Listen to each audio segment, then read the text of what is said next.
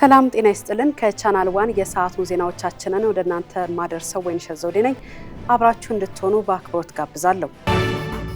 የማቴ ፕላን የሀገር በቀል ኢኮኖሚ ሪፎርም ከኢትዮጵያ የቀደምት የትኩረት መስኮች ጋር የተቆራኘ ስትራቴጂካዊ ማዕቀፍ መሆኑን ጠቅላይ ሚኒስትር አብይ አህመድ ገለጹ። ሁለተኛው የጣሊያን አፍሪካ ጉባኤ በአዲስ ዓለም አቀፍ ኮንቬንሽን ማዕከል እየተካሄደ ነው። ለዝርዝሩ አማሩ ገብሩ።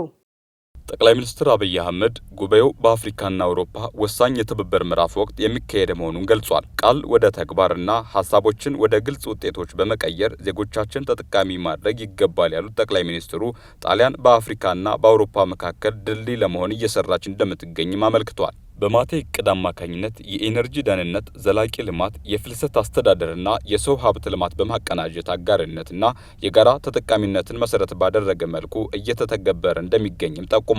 ኢትዮጵያ የዚህ ራዕይ አካል በመሆኗ ኩራት ይሰማታል ብለዋል። ኢትዮጵያ እንደ አውሮፓውያን አቆጣጠር በ2024 በተካሄደው የመጀመሪያው የአፍሪካ ጣሊያን ጉባኤ ተሳትፎ ማድረጓን ያስታወሱት ጠቅላይ ሚኒስትሩ ከዛን ጊዜ አንስቶ የቀጠለው ትብብር ኢትዮጵያ ከቃላት ባለፈ በተግባር ያላትን ቁርጠኝነት ያሳየች በት መሆኑን ጠቅላይ ሚኒስትሩ ተናግረዋል። ኢትዮጵያ ከጣሊያንና ከአፍሪካውያን ወንድሞችና እህቶች እንዲሁም አጋሮች ጋር በመሆን ስትራቴጂካዊ ምክክርን የዜጎችን ኑሮ ወደሚቀይር የልማት ውጤት ለማሻገር በቁርጠኝነት ትሰራለች ብለዋል። ኢትዮጵያ አፍሪካን ከተቀረው ዓለም ጋር እያስተሳሰረች ነው ያሉት ጠቅላይ ሚኒስትሩ የሀገሪቱ ዲፕሎማሲያዊ ማዕከል መሆኗን ገልጸው በሎጂስቲክስና አቪዬሽን ተመራጭነቷ እያደገ መምጣቱን ጠቁመው በርካታ ዓለም አቀፍ ኮንፈረንሶችን እያስተናገደች እንደምትገኝ ተናግረዋል። ኢትዮጵያ ቀጠናዎችን፣ ገበያዎችንና ሀሳቦችን እንዲተሳሰሩ እንዲሁም የአፍሪካ ድምጽ በዓለም መድረክ እንዲሰማ እያደረገች ነውም ብለዋል። ቴክኖሎጂ በተለይም የሰው ሰራሽ አስተውሎት ለመጻኢ ጊዜ ቁልፍ የሆነ ዘርፍ መሆኑን ጠቅሰው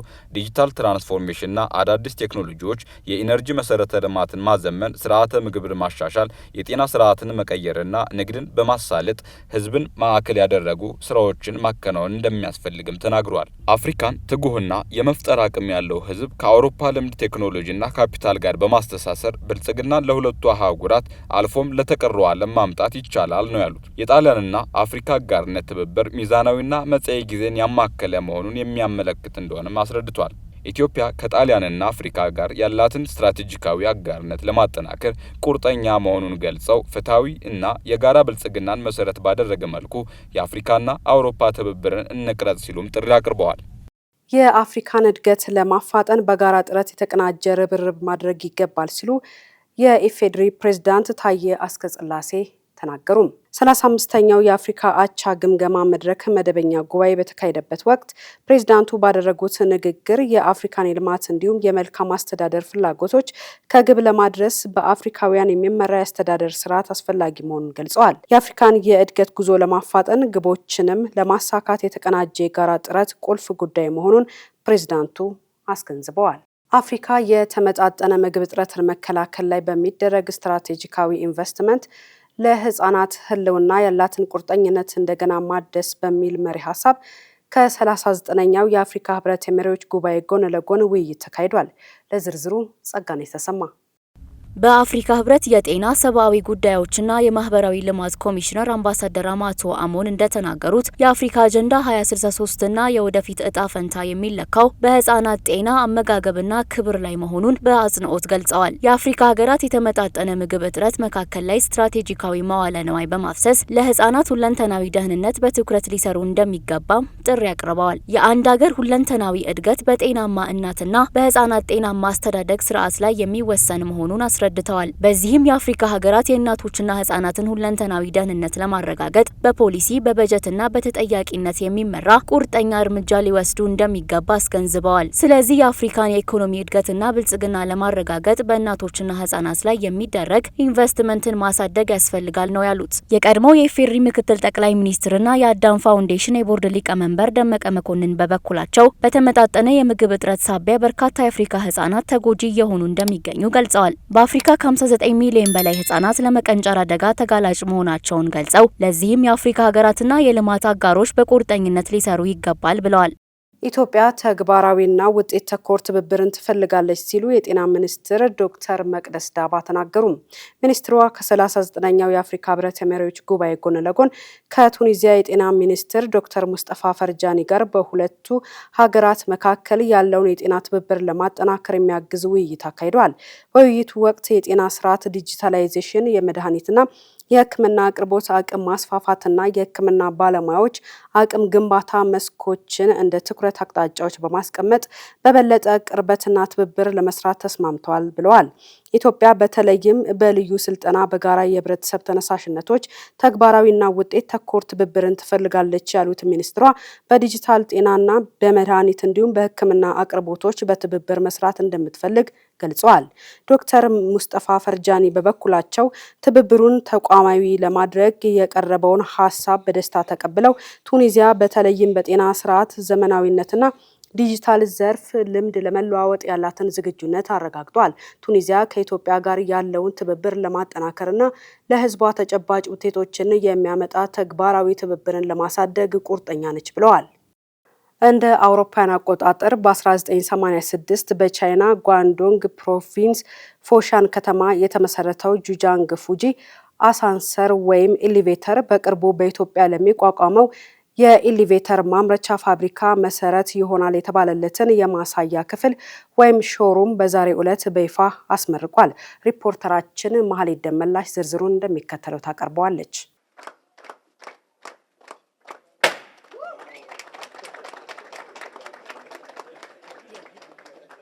የኢትዮጵያን ብሎም የአፍሪካን የአሳንሰር ቴክኖሎጂ ያሻሽላል እንዲሁም ለዘርፉ ባለሙያዎች የስራ ዕድልን ይፈጥራል የተባለለት የጁጃንግ ፉጂ ኤሌቬተር ድርጅት በኢትዮጵያ ሰፋፊ ስራዎችን በመስራት ላይ ይገኛል። እንደ አውሮፓውያን አቆጣጠር ከ2019 ጀምሮ በኢትዮጵያ በስራ ላይ ተሰማርቶ የሚገኘው ጁጃንግ ፉጂ ኤሌቬተር ከ140 በላይ የሆኑ አሳንሰሮችን በማስመጣትና በመገጣጠም ስራ ላይ አውሏል። በአዲስ አበባ በተከፈተው በዚህ ሾሩም ደንበኞች ምን አይነት ምርቶችን እንደሚያገኙ እንዲሁም ምን ተመራጭ እንደሚያደርጋቸው የድርጅቱ ማርኬቲንግ ማናጀርና መስራች የሆኑትን ዳግማዊ ድጋፌን ጠየቅን።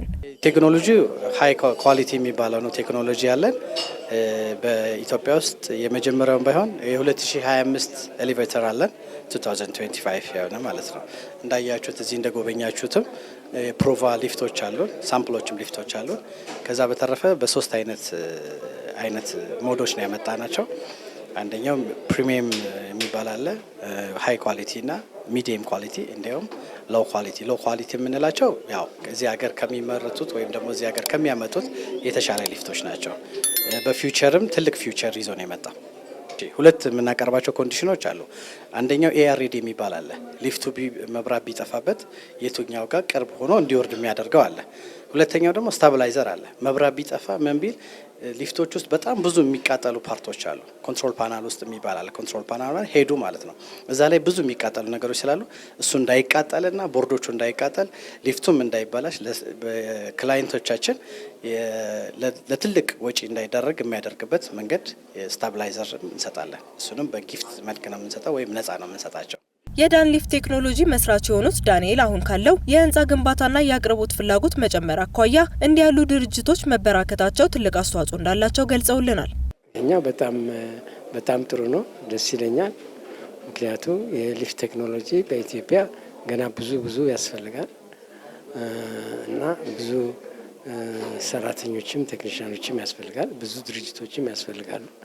ቢኮዝ አሁን ባለው የሊፍት ፍላጎት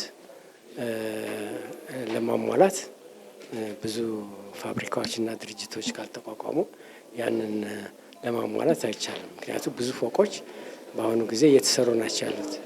ስለዚህ ያነዛን ፎቆች ፍላጎት ለማሟላት የግድ ብዙ ድርጅቶች መኖር አለባቸው።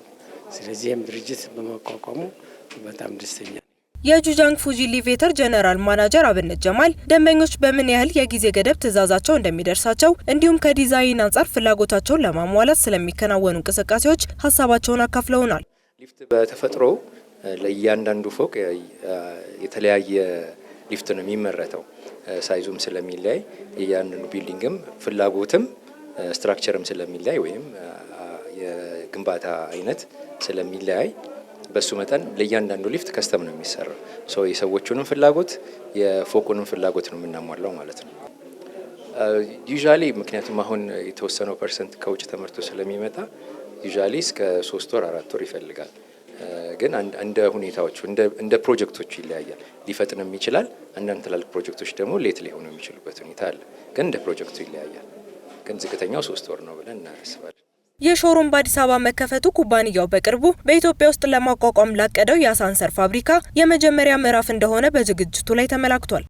በጅማ ዩኒቨርሲቲ ሆስፒታል ታክሞ መዳን በማይችል ህመም የሚያዙ ከህመምና ስቃይ ነጻ ሆነው ቀሪ ጊዜያቸውን የሚያሳልፉበት ማዕከል ተገንብቷል። ማዕከሉ አገልግሎት የሚሰጣቸው ሰዎች የካንሰር ህሙማን ለረጅም ጊዜ በኦክስጅን ላይ የቆዩና ሌላም አይነት ህመም ያለባቸው ናቸው።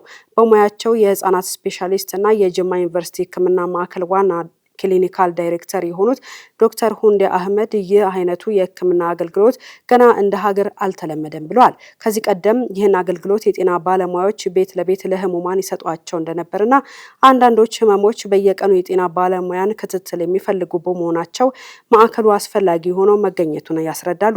ከዚህ በተጨማሪም ህሙማን ከሚያስፈልጋቸው የህክምና አገልግሎት አንዱ ኦክስጅን እንደሆነ የክሊኒካል ዳይሬክተሩ ዶክተር ሁንዴ አህመድ ተናግረዋል።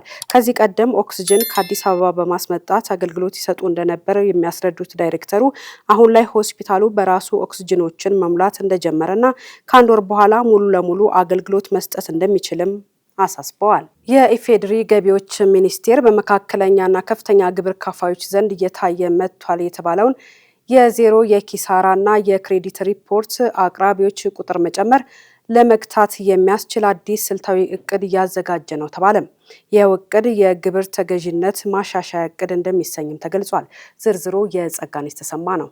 ካፒታል ጋዜጣ እንደዘገበው ሰነዱ የግብር ክፍያ አፈጻጸም መቀነስን ለመታደግና የግብር ስወራ ስጋቶችን በዘላቂነት ለመፍታት ታስቦ የተዘጋጀ ነው። ይህ አዲስ መዋቅራዊ እቅድ በዋናነት የያዘው የግብር ፋይሊንግና የክፍያ ተገዥነትን በጥብቅ መከታተልን፣ የተጨማሪ እሴት ታክስ ተመላሽ ቁጥጥር ማጠናከርን፣ በከፍተኛና በመካከለኛ ግብር ከፋዮች ላይ ያተኮረ የንግድ ስጋት ትንተና ማካሄድና ግዴታቸውን በማይወጡ ግብር ከፋዮች ላይ የሚወሰዱ አስተዳደራዊ እርምጃዎችን ማካተትን ትኩረት አድርጓል። የዝግጅቱ ሂደት እንደ አውሮፓውያን አቆጣጠር እስከ ሰኔ 2026 መጨረሻ ድረስ ተጠናቆ እንዲጸድቅ የሚቀርብ ሲሆን እቅዱ ከጸደቀ በኋላም እስከ ታህሳስ 2026 መጨረሻ ድረስ ሙሉ በሙሉ ተግባራዊ እንዲሆን መመሪያዎችና የአሰራር ትዕዛዞች ለሚመለከታቸው የስራ ክፍሎች እንደሚተላለፉ ተመላክቷል። ይህንን የቁጥጥር እቅድ ውጤታማ ለማድረግ የገቢዎች ሚኒስቴር ከኢንፎርሜሽን መረብ ደህንነት አስተዳደር ጋር በመተባበር ነባሩን የሲክታስ ሶፍትዌር የሚተካ አዲስ የቴክኖሎጂ ስርዓት በመገንባት ላይ እንደሚገኝ ታውቋል። ይህ ስርዓት የኤሌክትሮኒክ ደረሰኝ አጠቃቀምን በማስፋፋት የግብር ከፋዮችን ትክክለኛ ገቢ በቅርበት ለመከታተል ያስችላል ተብሏል። እርምጃው ትርፍ እያገኙ ነገር ግን በተለያዩ ምክንያቶች ኪሳራ ወይም ዜሮ ገቢ ሪፖርት የሚያደርጉ ተቋማትን ተጠያቂ ለማድረግ ትልቅ ድርሻ አለው ተብሏል። በኢትዮጵያ የሚንቀሳቀሱት ሁለቱም የቴሌኮም ኦፕሬተሮች ኢትዮ ቴሌኮም እና ሳፋሪኮም ኢትዮጵያ መንግስት ባወጣው አዲስ መመሪያ መሰረት የሀገሪቱን የአደጋ መከላከል አቅም ለማጠናከር የሚውለውን የ5% ክፍያ ተግባራዊ ማድረግ መጀመራቸው ተነገረ። ለዝርዝሩ አናውል ተስፋ።